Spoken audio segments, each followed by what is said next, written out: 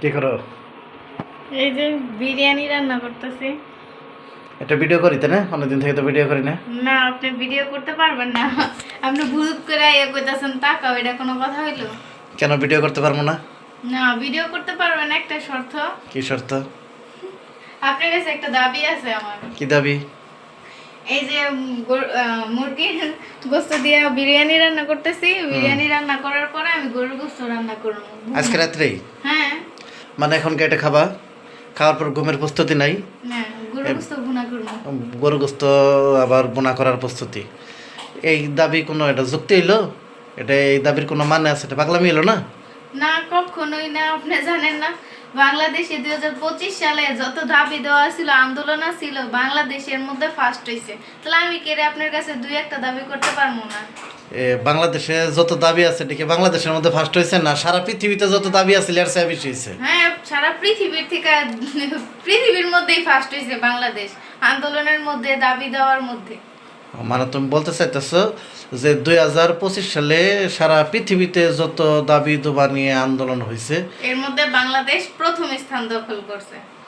আচ্ছা, তাহলে 2025 সাল কি সাল? আন্দোলনের সাল বলতে পারেন, অথবা দাবি দেওয়ার সাল বলতে পারেন। দাবি বর্ষ। আচ্ছা, তাহলে তুমি বলতেছো 2025 সাল দাবি বর্ষ। দাবি বর্ষ। এই দাবি মানে কিরকম দাবি ছিল? যুক্তি না অযুক্তি?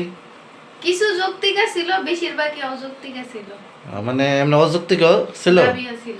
যৌক্তিক বেশি ছিল না অযৌক্তিক বেশি ছিল? যৌক্তিকও ছিল, অযৌক্তিকও ছিল। বুঝছি, তুমি মানে চাইতেছো না জানাচ্ছ তোমারে। হ্যাঁ বুঝছি। আচ্ছা ওকে, তাহলে তুমি যে হ্যাঁ দাবি করতেছো এটা যৌক্তিক না অযৌক্তিক?